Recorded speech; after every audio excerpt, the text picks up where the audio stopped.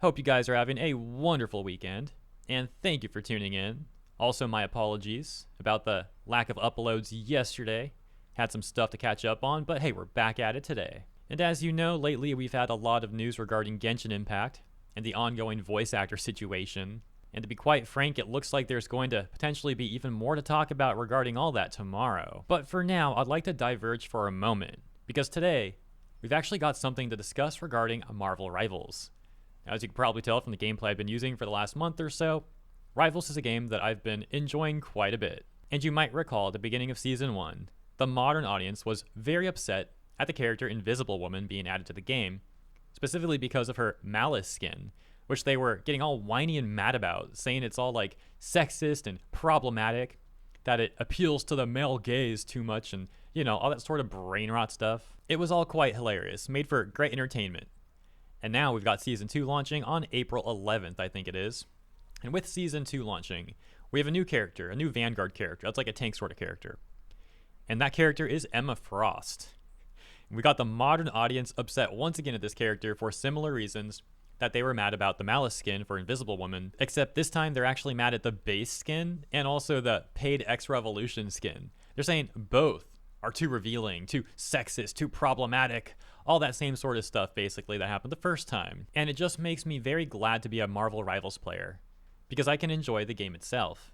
And then I also get entertainment from these weirdos crying about things. Do you know what's especially funny? The modern audience literally had a hero shooter made for them. It was called Concord. That was a game made specifically for those types of people. And look what happened to it. Turned into like a $200 million loss.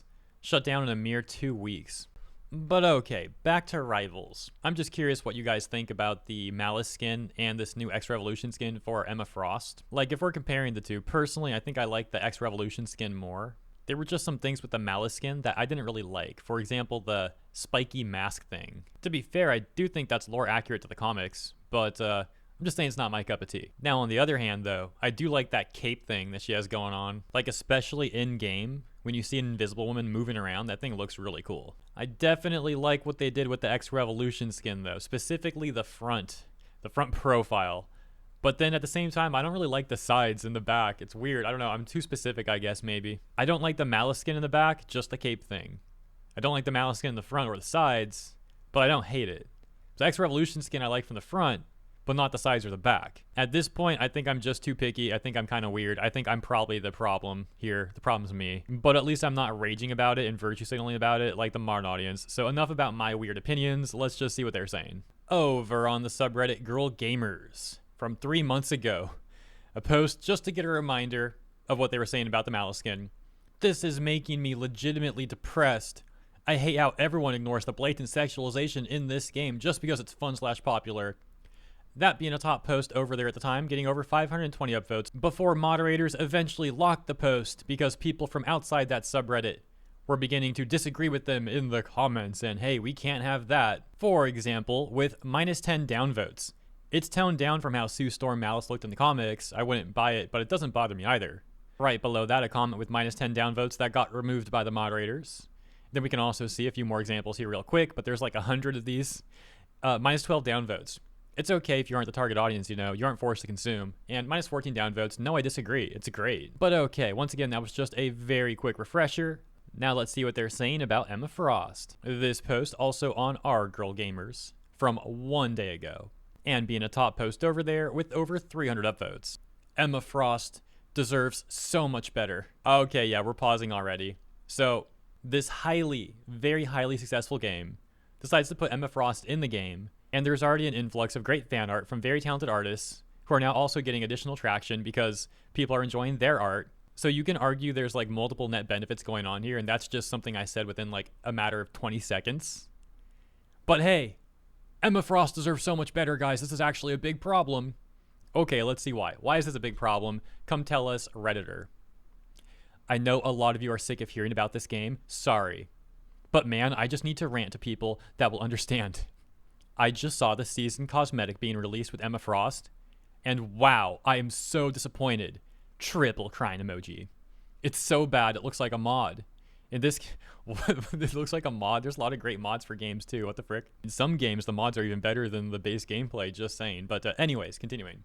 In this community, we talk all the time about how over-sexualized character designs are problematic, disgusting, and demoralizing. Yeah, you don't say. We can all tell. You're like chronically mad about things over there. We get it. Anyways, continuing once again. For some of us, though, they can make us feel empowered and seen, if done correctly. I would like to add another angle to this. Sexy designs are in character for Emma Frost. She uses her sexuality as armor and as a weapon. She has been through so much in her life that has shaped her into the powerful, calculated leader that she is. Here's my issue. These designs do not fit her character.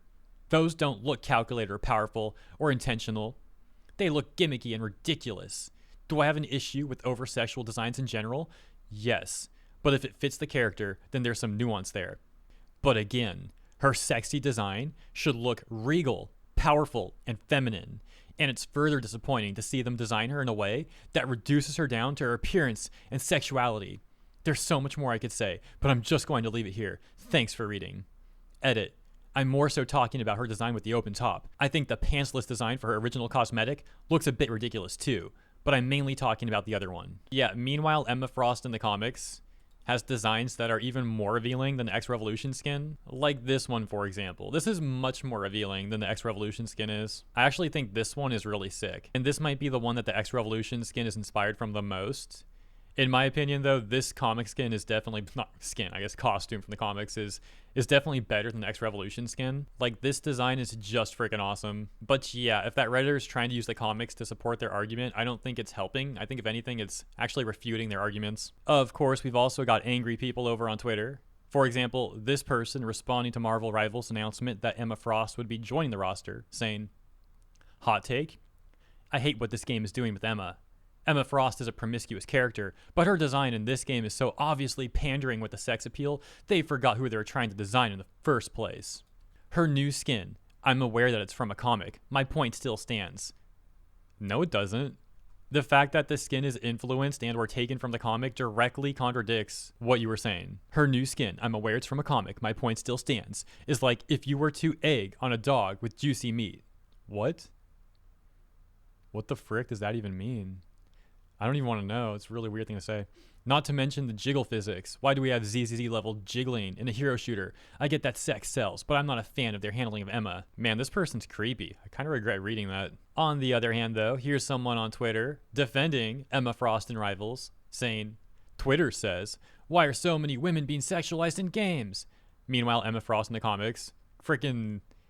what is she doing with Deadpool there? What's happening to Deadpool, man? Saying, safe word, safe word. Okay, guys, taking bets that there's going to be that person in the comments who's putting the timestamp to this part of the video and saying, wish that was me. That's where we'll leave it for today. As always, thank you for tuning in. Let me know what you think about Emma Frost and the modern audience getting upset with Emma Frost and Rivals. If you enjoyed my coverage, please also consider liking and or subscribing. Appreciate ya. Have a great rest of your weekend, and I'll see you in the next one.